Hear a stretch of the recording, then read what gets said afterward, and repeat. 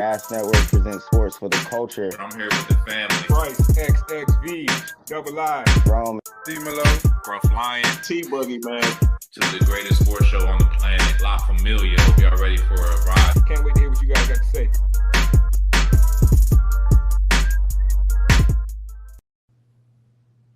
Yes, sir. Yes, sir.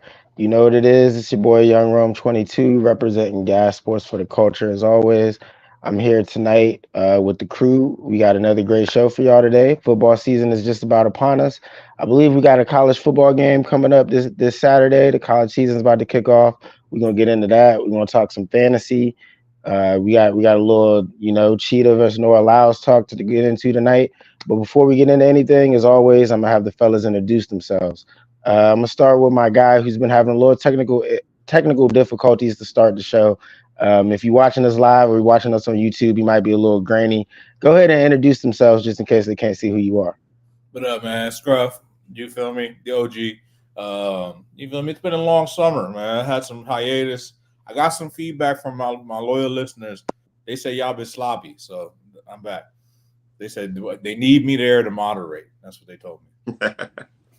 Well, welcome back. Welcome back. I'm sure those listeners are very happy tonight. My man to my left, introduce yourself. T-Boogie, man. I know what it is. Gas Elite head coach. Do the AAU thing. I'm very exhausted.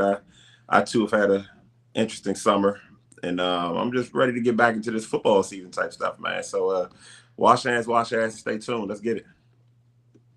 Yes, sir. Yes, sir. It's been a very long summer, if you ask me, man. I think it's been a fun summer, but it's been a long summer, and I as well am ready to get into some of the fall weather and some football. We still got a couple weeks, but we got a couple things we could touch on right now, man. I don't know if you guys have been keeping up with the camp highlights and the preseason highlights or not, but this past weekend, a couple of these rookie QBs gave us some spectacular plays to look at and check out. One in particular was Caleb Williams. He hit this one play where he was rolling out to, I believe, his left, turned around, hit a dime down the field to Rome. Another one where he was scrambling one way, hit Rome in the back of the end zone, but Rome was out of the end zone. Another rushing touchdown. So what are y'all's thoughts so far on Caleb Williams in camp and preseason with the Bears? Has he impressed you? Wow. Yeah. I've been impressed with Caleb Williams, man. I'm not going to lie to you. From what I've seen, bro, and it's just like the eye test, man. I'm a firm believer in the eye test. Eye test been holding me down, so I'm like, yo, Caleb Williams out there looking very poised. Showed elusiveness in the pocket. Showed the ability to scramble, and to what we see from him is like the off script stuff. He looks really great at it. It looks very comfortable. It's preseason, but he looks as good as advertised, and he just seems like a natural to me. Yeah, some of those throws were ridiculous, man. The arm talent is definitely like Pat Mahomes. He I don't like the word generational, but he might actually be the player that fits that bill. T, what were your thoughts on Caleb Williams so far this summer? I haven't been impressed, but I like what I've seen, but I haven't been impressed. Like, to me, this is kind of part of the course. If you've watched this guy the last couple of years, it's kind of just what he does. Play breaks down. I don't know if he can't see the play or if he's letting it break down, but when it breaks down, it seems to be best, scrambling, making things happen, finding guys. So impressed, no, but I do like what I see. I think the Bears like what they see. I think the Bears fans like what they see, and it seems like if you're a receiver over there, you're going to get the ball. So right now, he looks the part. No, I agree. I think when you got a player that can make highlights like that, it's hard to not be excited or a little bit impressed just with the talent. But to your point, T, I believe they were playing the Bengals, and the Bengals did not play their starters. First couple drives there, Caleb Williams didn't really get the ball moving. It wasn't until he made those spectacular plays that they were even able to score. So, I mean, does that give anybody cause to pause right there? Like, do you think the fact that the first two drives were basically 3 and out and Caleb Williams couldn't get it moving on the number twos, does that make the performance a little less impressive? To me, no. To me, it's like T said, it's par for the course. It's the Chicago Bears, man. You feel me? You know what I mean? They're not going to transform into the Indianapolis Colts when Peyton Manning was on there overnight. Bro. It's going to take some time. But it makes. I mean, I think they go as far as his arm will take them, and that's what it's going to come down to, bro. So no, I'm not surprised at all. Okay. Let's move on to the number 2 overall pick in this year's past draft. And I know we're on here tonight with the top 2 Commander haters in Scruff and T, but my man Jaden Daniels, you said Caleb Williams was looking poised. If he was looking poised, Jaden Daniels has definitely been looking poised in these first 2 preseason games. He's had complete control and command of the offense. He's looking like a real pro QB. To me, he's been the most impressive of the rookie QBs this season. But I'm interested to get y'all's unbiased thoughts and opinions on what you've seen from Jaden Daniels this summer. T, we'll start with you. Poised is a good word. He definitely looks poised, looks confident. And that's what you really want to see with young quarterbacks, man. You don't want to see them looking the moment too big. You don't want to see them looking confused. He looks poised. He looks in control. Like you said, he looks in control of that offense. But I will say it doesn't really impress me throwing the ball 5 yards. So it's a whole lot of get the ball out your hand, quick reads, quick throws. However, I think that is very, very smart to do with a young quarterback. Build his confidence, build the confidence in the fan base, build the confidence in his teammates, and let's get some layups. Let's not have our quarterback running around like Caleb Williams. Let's get some stuff that, all right, he get a rhythm and you can get acclimated to the speed and the pace of the NFL game. So I'm more impressed with what I've seen out of the coaching staff than necessarily the throws he made. I didn't see any wild throws, but you still got to make the throws, and he did. So, shout out to him. Yeah, No, that's a very fair point. I think the way that they're bringing him along is the right way. Go ahead, Scruff. Yeah, I wouldn't use the term poised for him. I like diversity in vocabulary. I would prefer the term proficient. He looks very proficient, meaning like he's doing what he's supposed to do. He's making his reads. He looks like he's understanding the offense. So like you said, T, a lot of 5-yard, dumps out the backfield, slants, tight ends in the flat, okay.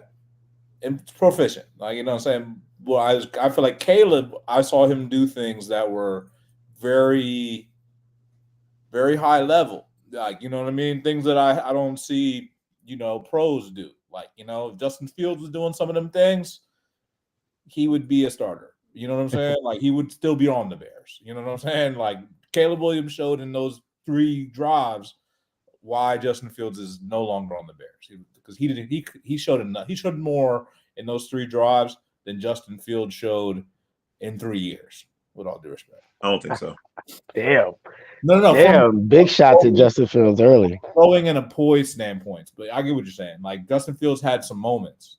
Maybe it's a little bit of a hot take, but I don't know. I think I kind of agree with it, though, Scruff. I think in this last preseason game, Caleb Williams did enough to erase the little bit that Justin Fields did. Because even though Justin Fields had some moments, he didn't have wins. And I'm willing to bet that Caleb Williams gets just as many wins as Justin Fields in this one season, potentially. He has talent. He has guys to throw the ball too. Right. I think that helps a lot. Same thing with the Commanders. I thought, bringing in some vets like Eckler, the quarterback doesn't got to do it all himself. So, and to your point about getting the layups, I think if Caleb Williams starts to hit some of those layups and you mix that in with those splash plays, sky's the limit for the Bears. To be honest, I'm not going to give any predictions out for the Bears right now, but like if Caleb Williams starts hitting layups and you get those splash plays when you take the layups away, that's going to be a tough offense to stop. That's not that guy doesn't take layups, so it'll be interesting to see if he can rein himself in. They keep comparing him to Pat.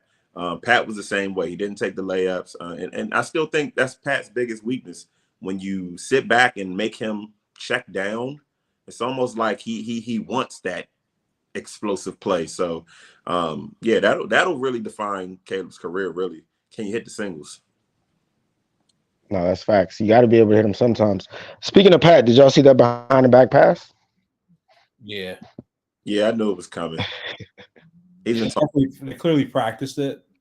They showed him practice it. He's been talking about it for a while. I'll be curious to see if he tries it in the game. It almost didn't get to Kelsey. I thought that was a great job from Kelsey, just kind of being a catcher and scooping it a little bit. But no, I mean, fun stuff. That's what preseason is for, right? Yeah, Chiefs look pretty good. Worthy will look really good in my opinion. He had some big plays for them. I always thought Worthy was going to go crazy with Pat, man. I Yeah, don't know. Worthy is going to be nice. Don't know why the league let that happen, but here we are. Yeah, Worthy is definitely going to be nice. All right, let's keep it pushing on these rookie QBs real quick. We know JJ McCarthy got that knee injury. He's out for the year. Drake May, the third pick, is looking like he's still in the midst of a battle with Jacoby Brissett. We talked about the Commanders bringing along Jaden Daniels in the right way, letting him hit a bunch of layups, get some confidence. Do you think the way that the Patriots are bringing along Drake May, not naming him QB1 yet, having him battle it out with a vet like Brissett? Scruff, I'll start with you. Yeah, I think it's a good look for them. There's no need to rush them. You know what I mean? I think most people feel that out of all the first round quarterbacks, that Drake May potentially had the longest amount of time before he'd be ready. Unfortunately, he's in a situation where they could use somebody right now, but they don't necessarily need to. You know what I'm saying? So I think they should take their time with him.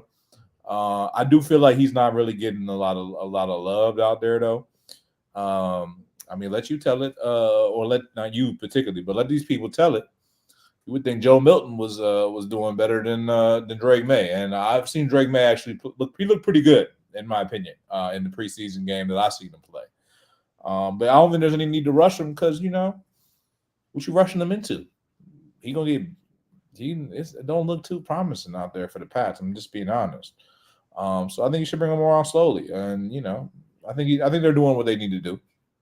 That's a super fair point because I think T mentioned that during the draft that the Pats weren't really the rookie QB ready type of team right now. But like to your point also, Scruff, from that last preseason game, Drake May looked pretty good, and Jacoby Brissett with the ones didn't look that great. He looked a little shaky. He threw a real bad pick in the end zone. And now the word is that Drake May is really pushing for that QB1 job. T, I know you said earlier in the draft that the Patriots probably shouldn't start him too soon. Do you think they'd be doing the right thing if they name him QB1 before the season? I mean, if you're trying to get a high draft pick, play him. If that's your goal, if you truly believe in this guy, and you think he can develop, this is the best way to develop, play him. But I am on the side of not playing rookie quarterbacks their first year. I don't care what the situation is. I think all of these guys should sit a year if they have someone to sit behind. Yeah, that's the only. Brissett is good enough for May to sit behind. Some of these guys, McDaniel. I always call him McDaniels, but Daniels and Caleb Williams, they have to play, right? There's no one to sit behind. So, yeah, I think they should sit May. I am pro like getting them in there towards the end of the season. Like the very end, like when it's like all hope is lost, and you're just like, oh, let's just get him out there. And then he's like, oh shit. And then like the next season when he come back, he's just a little bit more prepped, But like I don't want to throw him in there. I think there's a big thing is you have to just preserve his confidence, right? So you said something that was interesting to me, Ron. You said Brissett didn't look good against the ones, right? But May looked good against the twos. But would May have looked good against the ones? I don't know. Probably not. So, I think that's something to be said there. Yeah, terrible. How do you have? No, yeah. I think to the points from earlier, the Bears have a lot of weapons. The Commanders got some vets in Eckler and Ertz, some guys that Daniels can rely on. The Patriots are kind of lacking in that department. They have one of the worst wide receiver rooms in the league. The offensive line is shaky. That's not really what you want to put your rookie QB out, to deal with. So my personal opinion is they should roll with Brissett for majority of the season, and maybe do like Scruff said. Maybe once the season is in the dumps, then you roll with May. Hopefully you don't get him hurt, but you get him a little exposure. That's the worst wide receiver room I've seen since Kaepernick, when Jeremy Curley Kaepernick's last season that ultimately ended his career when Jeremy Curley was his number one receiver. That's the type of situation you have in New England. Who's the best receiver over there? Kendrick Bourne, The rookies. Jacoby Myers wasn't. Nah, it's Jalen Polk.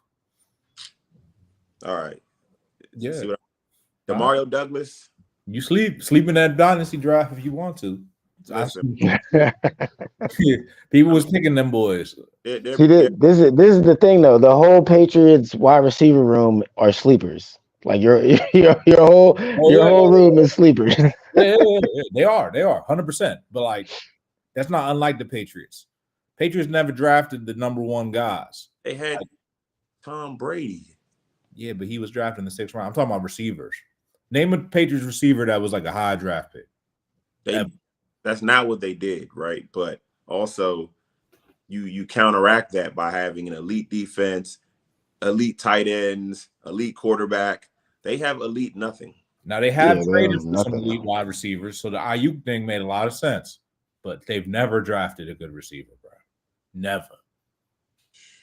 That's a fair point. They don't draft offense very well, to be honest. Some teams draft positions very well, bro. Like, look at the Steelers. Like, I'd tell you one thing, bro. And we can kind of get into fantasy football talk, but like, I know one thing for certain, bro. Roman Wilson is going to be a good player, bro. I don't know if he's going to be a superstar. I know he's going to be a damn good player at the very least. At the very least, bro. I know a Steelers wide receiver that they have drafted, besides like maybe one, they're hitting that like 90%. 9 of the last 10 receivers they drafted are Pro Bowlers. Or the problem is their quarterbacks are both looking like some trash right now. And Russ and Fields. Yeah, like they're both looking so bad. I don't know who's gonna start. You got two running backs though. You have two very capable running backs. You mean the actual running backs, or is this like a joke thing? No. The actual. So I don't think you have to rely. I mean, Russ was at the height of his powers when he had a running game, and I think that's same situation here. I think Warren is probably slightly better than Najee, but they're two starting backs. Yeah, they good. They got two good backs. They traditionally have a good defense, and they should have a good defense again, assuming Watt's healthy.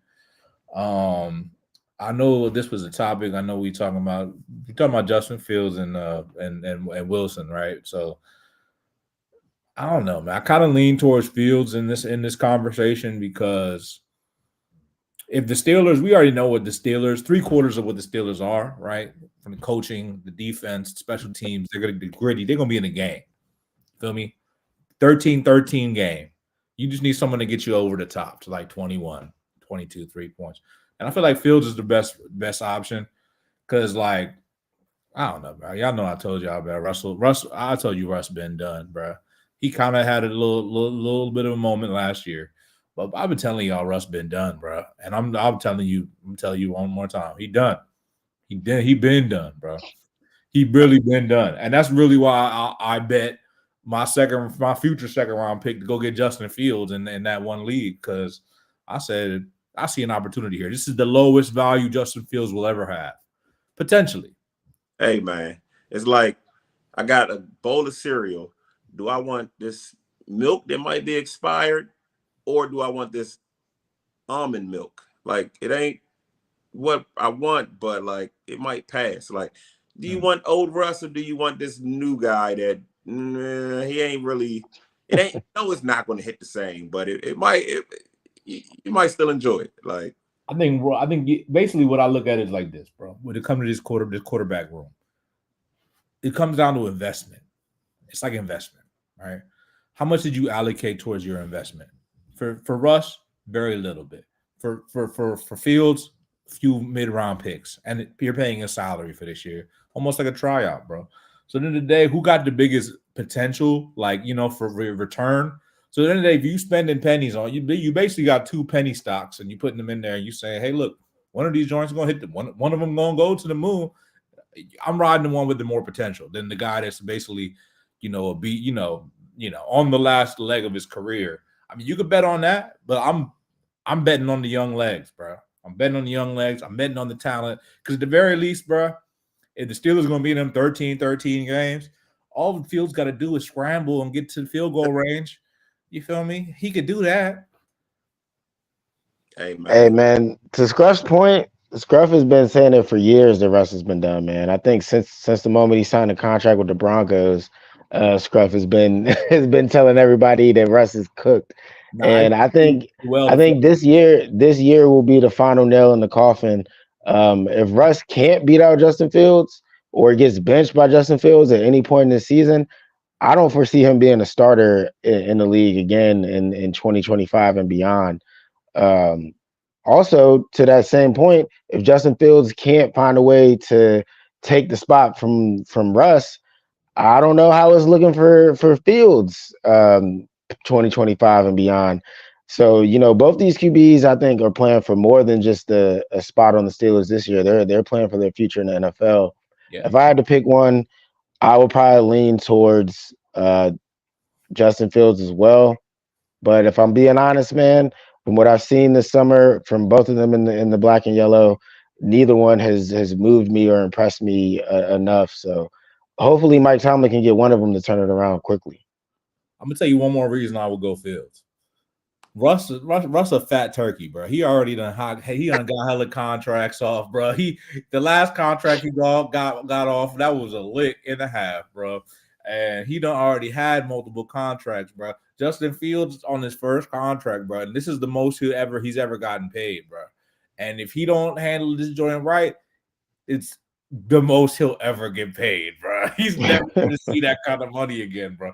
This is it. This is career, bro. This is the difference of you're in NFL or you're in the CFL. You make some compelling points, but I'm not going to bet against Russ. I just think his style kind of gels with Pickens. Like Russ wants to throw that moon ball, Pickens wants to go get it. I like Fields though. I do like Fields. I don't think you can lose either way. But even if Russ falls on his face, I think he gets another shot being a backup somewhere.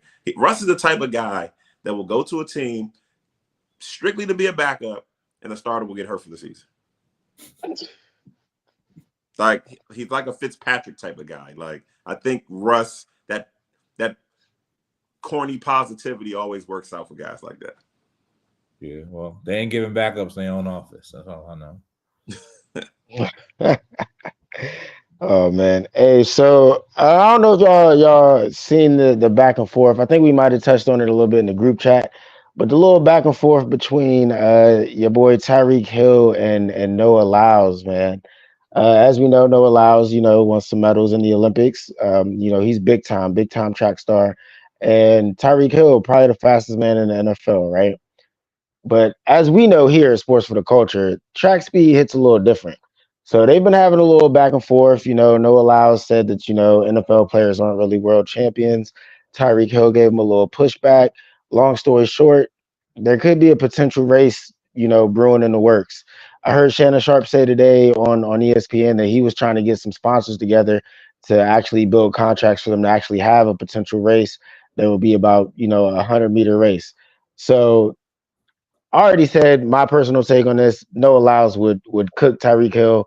I don't even think it's really worth anybody's time for them to do it. But I am interested to get y'all's thoughts. Do y'all think this would be good for sports, good for the culture? Are you interested in seeing a race like this? And who would you take as the winner? T, I'll start with you.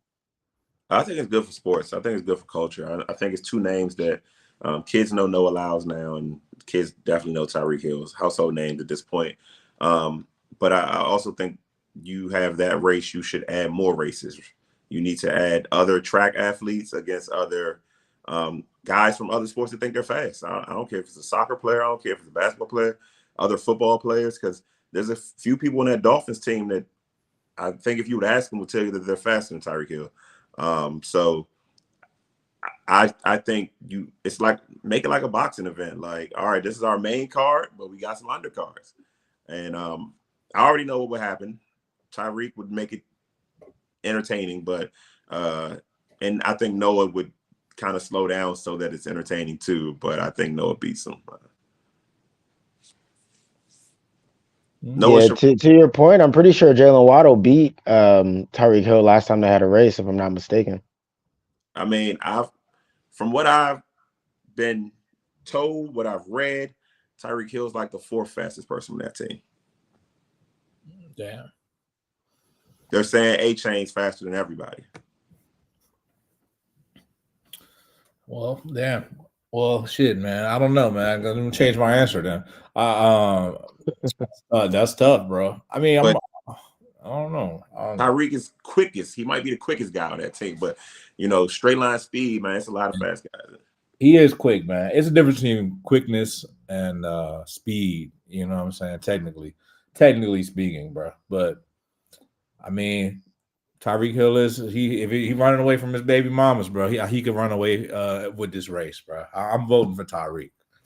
When would you have the race? Is kind of my thing, because can't do it during the season. If you do it after the season, the guys are trying to recover. Last thing you need is a guy to get hurt training for it or in the race itself. But if you get enough investors, the pro guys will do it. Yeah, no. What I think what I had heard today was that they were going to do it sometime after the season to give Tyreek enough time. I mean, I don't know. I think all that is dependent though on how far the Dolphins go. If the Dolphins end up in the Super Bowl, you know what I'm saying? Like, how does that work out? Versus Noah Lyles is going to be training for the Olympics again soon. So I mean, it's a lot of logistics they would have to work out. But to your original point, T, I think it would also be great for the culture. And I think if they make it into more of an event, you know what I'm saying, have some undercards, then I think they will both find the time to do it, and it would be very beneficial for sports in general. But there's no way Tyreek Hill's winning the race. No way. A really, really good opportunity to boost track, especially on the heels of Quincy Wilson running at 16, the Olympics. I think it's just a great opportunity to put more eyes on the sport, and more eyes equal more money in today's times. No, absolutely, man. I'm old enough to remember when Darryl Green was out there on the track racing people, and I thought that was dope as a kid. So I think this would be another opportunity like that. And on the off chance, I think the NFL would get behind it, because on the off chance that NFL player beats an Olympic athlete, that's something that they're going to push to the moon. So you know what I mean? And the Scruff's point about the baby mamas, Tyreek Hill's not going to turn down no bags. So win or lose, it's a win for him, right? Yeah, you're right about that. But speaking on that track, man, them track ladies, man. Oh my God, I love them. Love them. What's her name? Gabby Thomas or something like that. Yeah, that's the new golden girl. Oh, the other joint is it Alyssa Thomas? I can't remember. Marseille Marshall? No, I'm bugging out. I mean, you know what I'm saying? Russell? I forget. Whatever. Not the some beautiful on the women's bodies and things like that, but they just very fit, very pretty. That's where I was going with this. I think there's something to be said about just being a physical specimen. You know what I'm saying? Like, I don't care if it's track, volleyball, just some of those Olympic athletes. You know what I'm saying? I'm sure the women were saying the same thing on the opposite end, man. People that just, work themselves into under 8%, under 5% body fat. Like, it's something to be said for that. So, I think that's what a lot of people enjoyed with this Olympics. Yeah.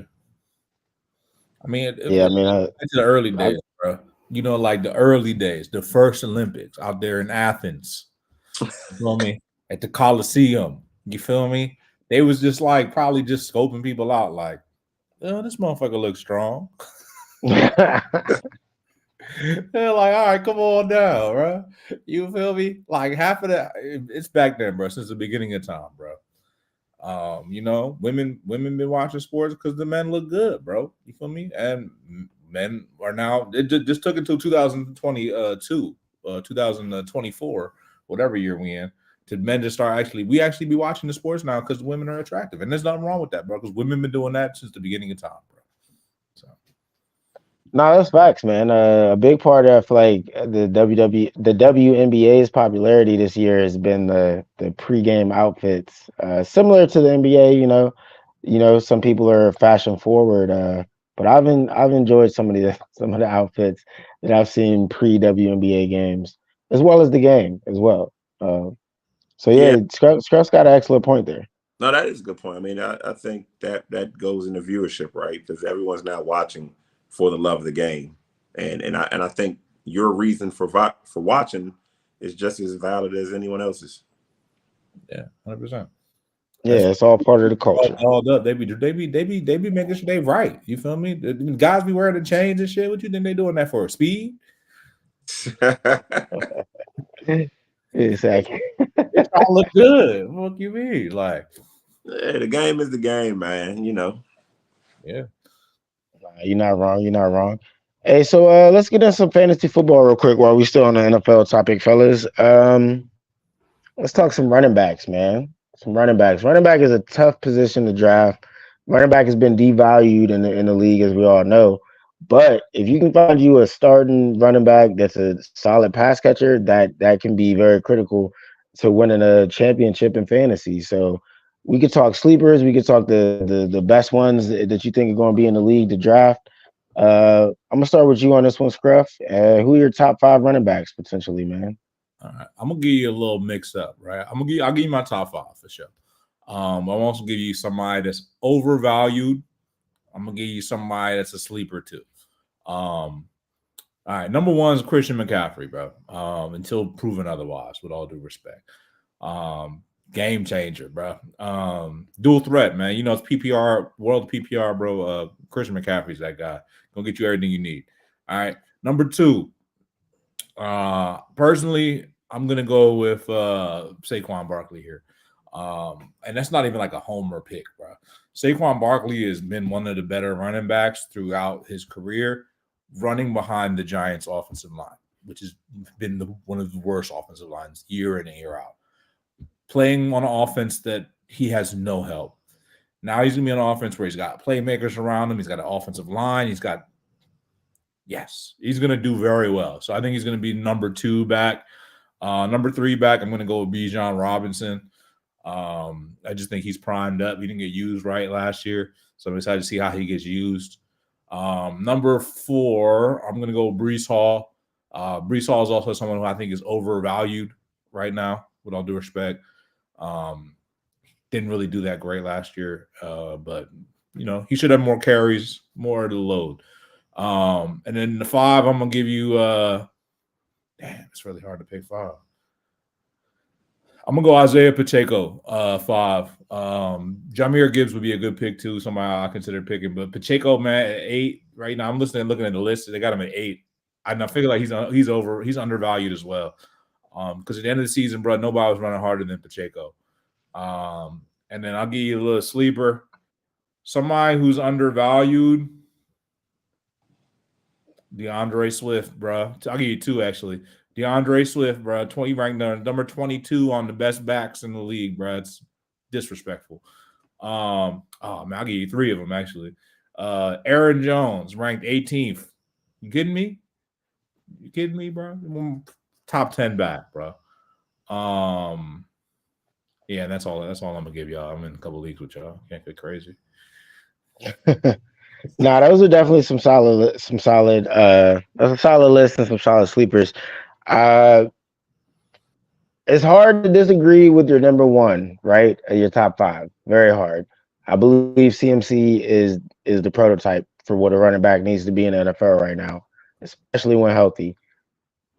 If we're talking fantasy though, and this will go along with you saying you're not a homer, right now, I think going into this season, I would put Saquon ahead of CMC as a fantasy pick for the simple fact, like you said, Saquon's going to be surrounded by other weapons. So not only will he not be the main focal point of the defense, but when he gets the ball, he's going to have a huge opportunity to break big plays.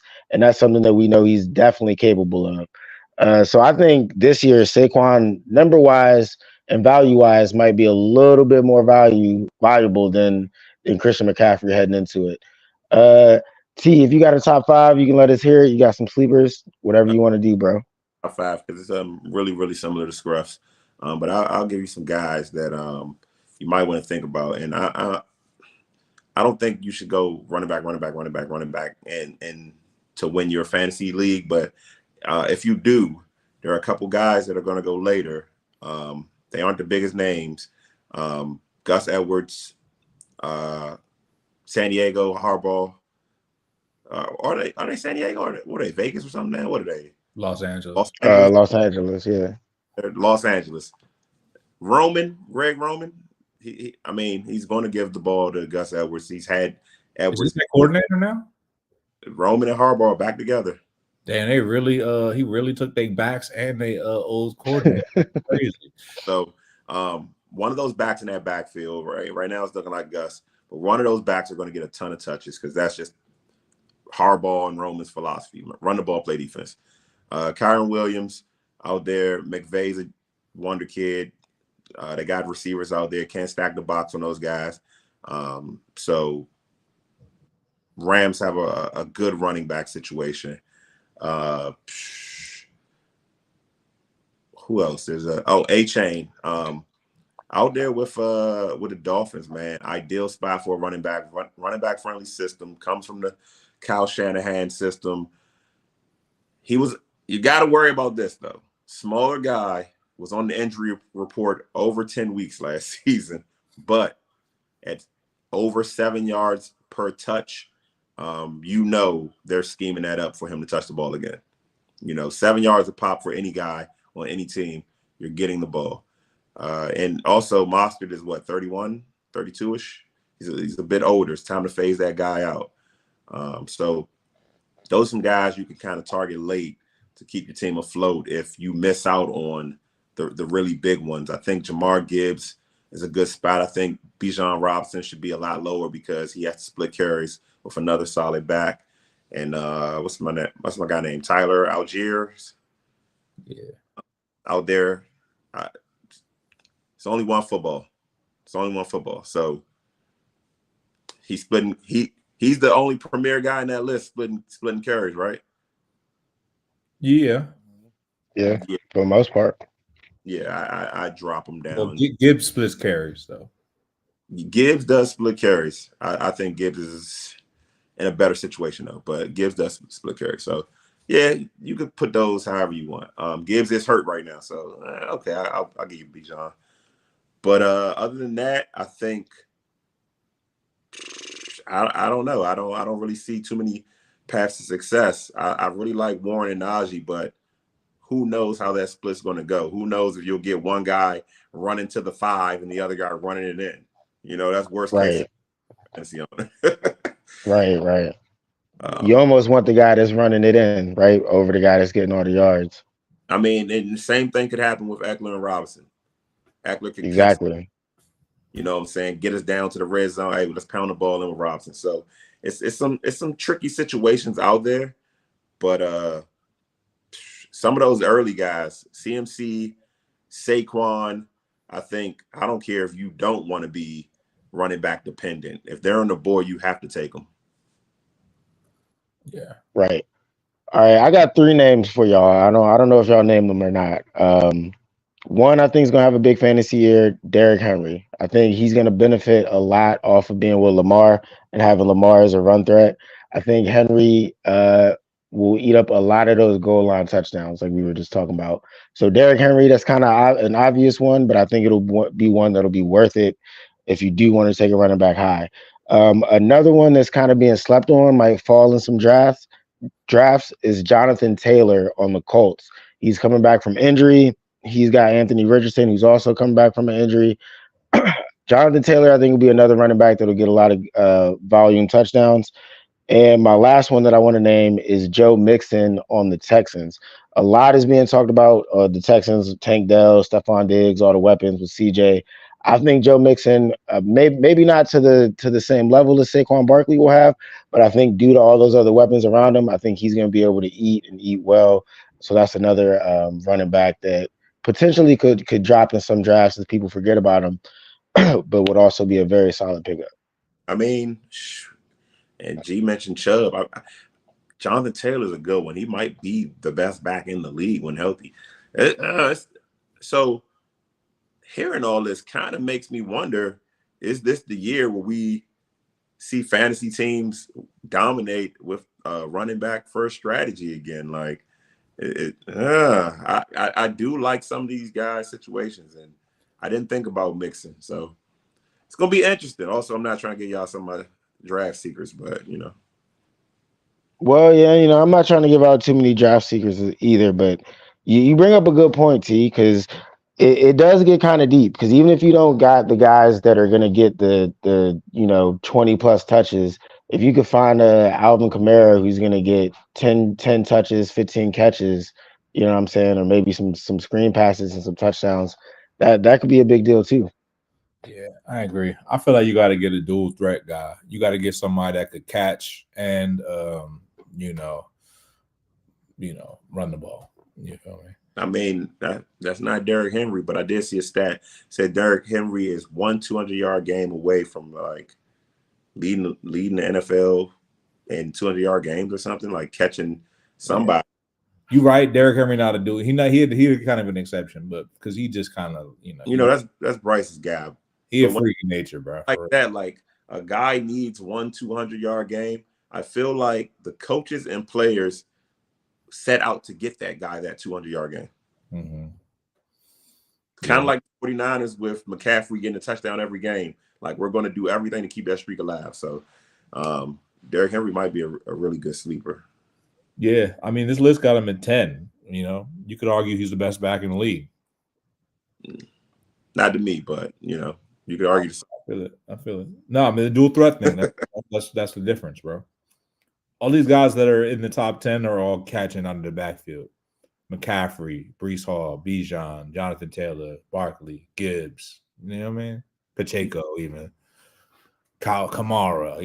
Like these cats are getting out of the backfield. They getting right. That's the new NFL, man. It's the new NFL. Yeah, man.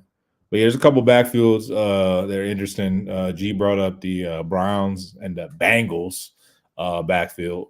I do think the Bengals backfield is interesting. They got Zach Moss and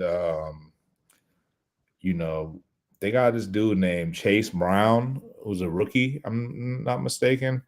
I will keep an eye on that one. How do we feel about the Bills backfield? I like the backs that the Bengals have. Yeah, I think they're gonna be a little too pass happy though. Same with the Bills. I think both those squads are just a little bit too pass happy for me personally to trust either one of those backs. But I like they got some guys that can carry the rock though. They got Cook, bro. You got a running back named Cook. Like in the young league years, you're gonna be all right, bro. And then they got the dude Ray Davis, who seemed to run pretty well in the preseason. Then they got Frank Gore Jr. They got some decent players, bro. I'm gonna bet on the Gore. You know what I mean? Like I'm willing to bet on the Frank Gore bloodline. I'm willing to treat him like that. Willing to take a bet on that, bro. Oh, yeah. I mean, bro. Frank Gore was one of the most durable running backs that ever played a game. He's like the exception to my rule of when it comes to running backs, I prefer fresh legs. Pause. Frank Gore, bro, that motherfucker like a 1990 Toyota Camry, bro. that joint just keep on running. You feel me? So yeah, he got that same engine, bro. You know what I mean? So. Yeah, keep an eye on that. That's a super sleeper though, but All right, y'all got any other fantasy running backs? Any other notes y'all want to give out? Nuggets? Nah, I don't give y'all too much. Nah, anything else you got to pay for, baby? Yeah, you got to give out too much, man. Facts. We might be giving away a little bit too much already. All right, before we get out of here though, we got, like I mentioned at the top of the show, we got the college football season about to kick off this weekend. Then we got a bunch of games next week as well. So I wanted to get y'all's thoughts on this college football season upcoming, on a couple different teams, what y'all think, and just your general thoughts in general. So Scruff, I'll start with you. I think we should just talk like biggest storylines, and to me, like one of the biggest storylines is what's Alabama gonna look like without Saban? You know what I mean? That's a big one for me. Like, I'm like, what the heck Alabama gonna be without Saban, bro? Like, they still gonna be Alabama in, or are they gonna fall off? That's my biggest one. And then I think the other big one is America's team from week up to week 6 last year. The Buffs, man, go Buffs. You feel me? They have folks going crazy. They got two guys that are right now looking at probably being safely first round picks, potentially 2 top 10 picks. Throw the term generational out there. I think with all due respect, I think for Shedeur to get, however, was it 5 wins, 6 wins, 4 wins? I don't even know. To get that many wins in Colorado with that offensive line, bro, you deserve to be the number 1 pick. Like, that shit is fucked up. But yeah, I think Colorado's going to be a team to watch. Obviously, just an interesting storyline. And then just for me personally, I think this is the year that Rutgers makes some noise in the Big Ten. I don't know. I'm feeling good. We got Kyle Monangai, the number 1 running back in the Big Ten. We got a young sophomore quarterback, black quarterback, mobile quarterback. You feel me? We don't really have those in New Brunswick, but they only have the white boys. we was dealing with the Mike Teal and shit, like the Savages, Jake Savage or whatever the hell his name was. But yeah. I think Rutgers might make some noise in the Big Ten. Also, I'd say to say Michigan's a team to watch as well, just because I'm curious to see what's going to happen with them now, because coaching change.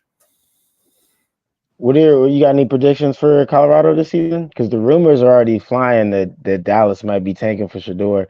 You think they sneak into the playoffs? Maybe. I do think Dallas. I've been saying that though. I think they're gonna let Dak walk and they're gonna go get Shedeur Sanders, right? And I wouldn't be surprised if New York is in the same contest, but they're probably gonna go get the other dude, the white boy. What's his name? Carson Beck. Carson Beck. Yeah. Yeah. It seemed like they like the white boys. T, what big storylines are you looking out for this college football season? Actually none. You know what I'm saying? I've never been a huge college guy, but I kind of wait to see the storylines unfold with college. Colorado, of course, right? Alabama follows Saban. I mean, the stuff Scruff said that I don't really care what happens with Alabama, but it'll be interesting. It reminds me of when Duke lost Coach K. Right. I am very curious to see what type of spectacle Deion Sanders makes this season. And also, I'm not as high on Shedeur, so I'm paying close attention. Lately that's been my thing, man. Really just looking at quarterbacks and evaluating quarterbacks, and I'm not as high as Shedeur as everyone else. So I'm wondering if he takes the leap this season. So I'll be watching just for quarterback play. That's kind of my thing now, just watching quarterbacks. All right, well, let's get into that a little bit, actually, because you had a lot to say about Buffalo last season, but I know you also you do work with quarterbacks. So what are you looking for exactly for Shedeur, and what do you think he needs to do to solidify himself as a potential top 10 pick in the draft next year? What's interesting is Shedeur reminds me of a classic pocket passer, and I think those quarterbacks are kind of going away with the dodo bird in that the expression. I think he needs to utilize his legs more, become more of a threat. I don't like the idea, and I know it wasn't him, but I don't like the idea of blaming the offensive line. In the NFL, as you can see, you don't get these clean pockets, man. You got to create in a storm. So go out there with whatever offensive line you have and make it work. That's one thing I'm looking for a quarterback to do. Figure out your situation. That's not always easy, but you have talent around you. You might not have the best line, but neither does my guy Brock Purdy. But he got talent around him, and that's what would you rather have 5 good offensive linemen and a bunch of bums, or would you rather have studs on the outside and some average linemen? It's not the same, bro. Because like it's the NFL. You talking about the NFL versus college, bro? It's not the same, bro. The NFL, all those bum O lines, they were all draft picks. Like they were the top guys at their college. These guys at Colorado are like going to be selling cars next month. Hey, listen. What level you play at? A offensive lineman that is a turnstile is not good for a quarterback. You know what I'm saying? Most quarterbacks hate it, but some quarterbacks are able to navigate. It's the same situation when we had RG3 and Kirk Cousins in DC.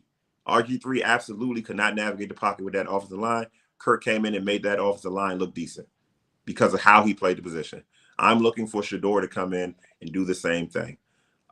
Get the ball out quick, make good decisions, continue to be accurate, but be a leader. I don't have any faith that he can come in and lead an NFL team right now, but scouts like him. I think what you like is the fact that you will come and sell some jerseys in Dallas. But if you think Shedeur is going to come in and be better than Dak, that's outrageous to me. Yeah, I think bringing Shedeur to Dallas in the NFL next season would be a mistake. I think that the hoopla surrounding that would just be nonsense. It would just become a circus, in my opinion. But maybe the circus is something they can navigate because Coach Prime seems to be doing a good job of it in Colorado so far. As far as it pertains for this college season, I think sky's the limit. I think Shedeur and them are really going to put on the season. I think they will push for a college football playoff spot. I think if it goes any other way and his draft stock starts to fall, I think that could be really damaging to the whole Coach Prime movement and Shedeur's push for the NFL. But I think it'll be all positive for them. The other thing that Scruff already mentioned is I'll be definitely keeping an eye on is Saban not coaching at Alabama. For me, that even saying it now is one of those things that every time I hear it, I have to remind myself that it's a real thing. Saban in Alabama is like peanut butter and jelly. Like it's just two things that I always seem to go together to me. But to see Bama this season without him will be something. So I'm very interested in that factor. Yeah, for sure. But yeah, I think I'm interested to see how it plays out, bro. That's all I know. I also think the Raiders would be a team to watch out for. I think Raiders, Giants, and Cowboys will see, but the Raiders for sure, bro. They need a quarterback so bad, bro. Yeah, the Raiders will be in the sweepstakes for Shedeur. Like, you know what I'm saying? He gonna want to go to a team with some swag. You feel me? And the Raiders got swag, bro. The Las Vegas Raiders, you feel me? The Raider, you feel me? The black. Yeah, if it's not Dallas, I could actually see it being the Raiders. That's a very strong point. That's a dope spot, bro. You feel me? Like that's the spot he could go to and not have to do the whole father's footsteps type of thing. You know what I'm saying? Like him being in Dallas seems very, very set up, very played. Yeah, LeBron's already doing that shit. If it goes to Dallas, is Deion the head coach? Right. That's the other thing too, man. It seems like too WWE. It's not logical, but like Jerry Jones is actually one of the most he's the most likely owner to do some shit like that. Cause he just picks the people for literally no reason at all. Or just because he just like them. He I really like that CD Lamb. And at the time they didn't really need CD Lamb, bro. I'm just like, what the fuck is wrong with you, bro? Picking CD Lamb. But he was right. Dude was a dog. So he felt the same way about Zeke. He was just like, yeah, I'm picking Zeke. I don't care. People were like, you picking the running back in the top 10? Don't do that. And he was like, fuck y'all talking about. Do what the hell I want. I'm Jerry Jones, bitch. Nah, you're right. Jerry definitely just does what he wants. That's the reason that this whole thing is believable. At first, when I heard these rumors, I thought it was just some BS. But then I looked into it. They only gave Mike Zimmer a 1-year deal. That's completely unheard of when it comes to hiring a coach in the NFL. So the fact that Zimmer's on a 1-year deal, McCarthy's basically already in the hot seat. They're not re-signing Dak. It's a strong chance that these fools are tanking for Shedeur, which is crazy. They're not really tanking for Shedeur, but ultimately they giving Dak. It's basically Dak's on the equivalent of a PIP at work. performance whatever plan. Basically, where they like, look, we need to document why we're gonna fire you, and they basically like, look, we're gonna give you the shittiest team like we ever given you, and make it work, motherfucker. And they basically gonna look at you. They're gonna look at Dak at the end of the season. They're gonna be like, well, Dak, we've had you for 8 years, and you really haven't done much. You haven't gotten over the hump. So, like, we don't know if you could take it to the next level. We know what we're getting with you. You know, you are high mid. Yeah, I mean they basically already told him that when they said we've already made you the highest paid quarterback once. Like that's the writing on the wall right there. Like we already gave you your bag, bro. You ain't win a snub chip. Yeah, I mean Dak is all right, bro. But you know, you got to know what you're getting with him, and I feel like they tired of that. You know, I think Jerry Jones would rather go take a risk on the quarterback, and they go 4-12 than ride with Dak and go 10-6 again, bro, or 7 or whatever. Nah, definitely. All right, anybody got any final thoughts before we get out of here? Nah, man. Nah. All right, man. Y'all know how we end every show.